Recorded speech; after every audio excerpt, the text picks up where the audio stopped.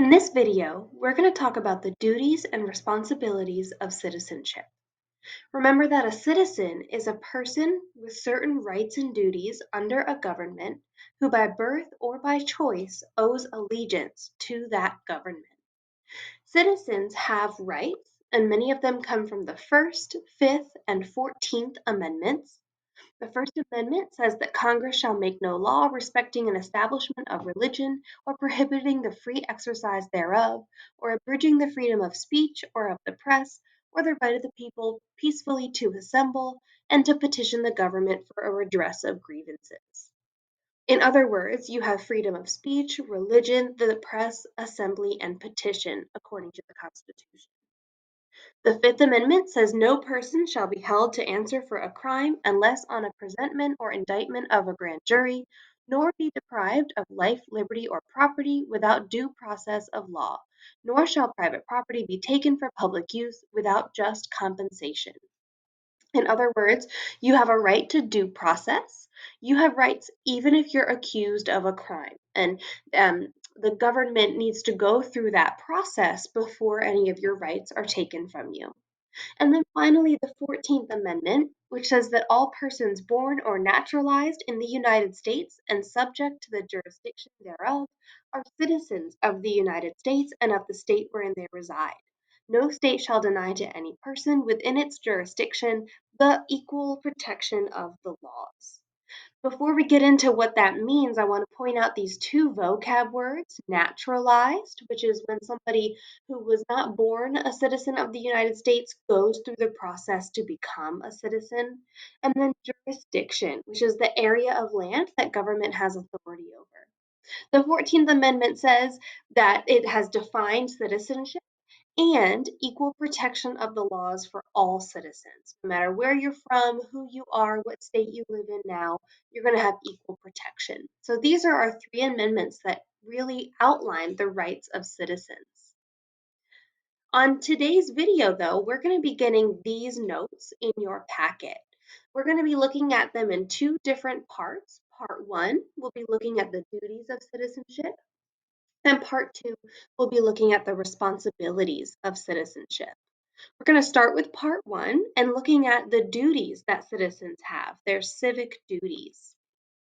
So one of these is obeying laws, and there are lots of different laws that citizens have a duty to obey, like stop signs and stop lights and other traffic laws. No littering signs, no shoplifting signs is another law that we obey. Going to school as a child is a law. And then also having something like a driver's license in order to be able to drive a car in the United States. These are just some of the laws that it is a citizen's duty to obey. The next duty is paying taxes. So when we pay taxes to the federal government and to the state government, like Virginia, where we are. And then in turn, those governments pay for things like public transportation, roads, schools, and any other public services. So it's the duty of citizens to pay taxes to the federal and state governments so that the federal and state governments can provide those public services.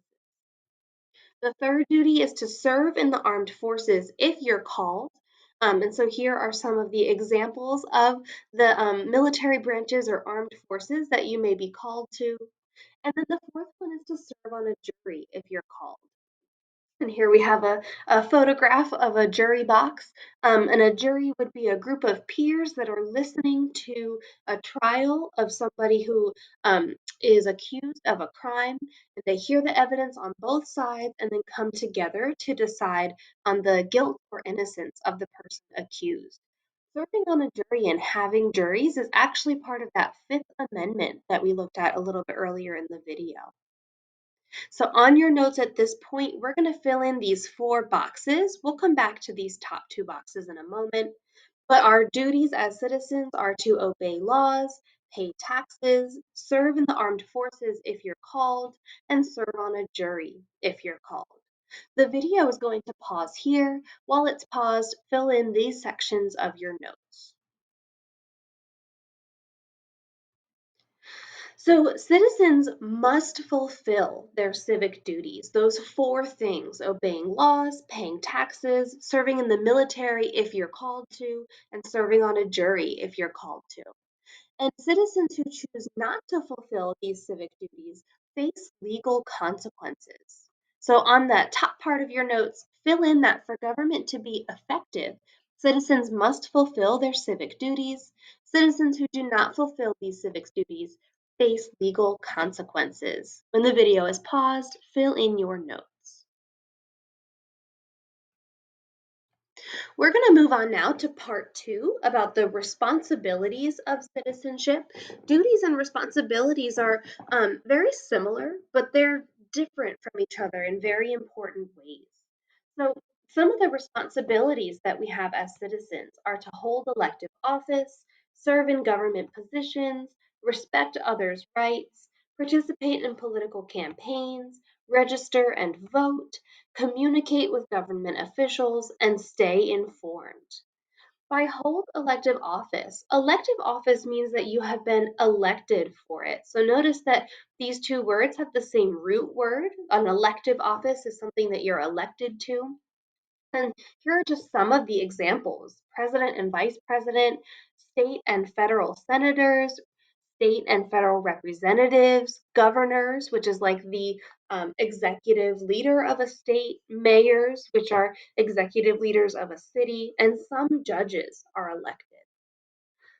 The next responsibility is to serve in voluntary and appointed government positions. So, a government position could be any job within the government, and there are lots of examples: accountants, engineers, computer engineers, chemists and biologists, musicians, military leaders, human resources people, IT, cybersecurity, mathematicians, anything that's a voluntary position or something that you're appointed to would be an example of that. Next, we have to respect others' rights. So other citizens have a right to an equal voice in government, and so as a citizen, you have a responsibility to respect that. Next, we have participating in political campaigns. A political campaign is a person's attempt to be elected. So, somebody who's running for an office like president or representative or senator are going to have a political campaign.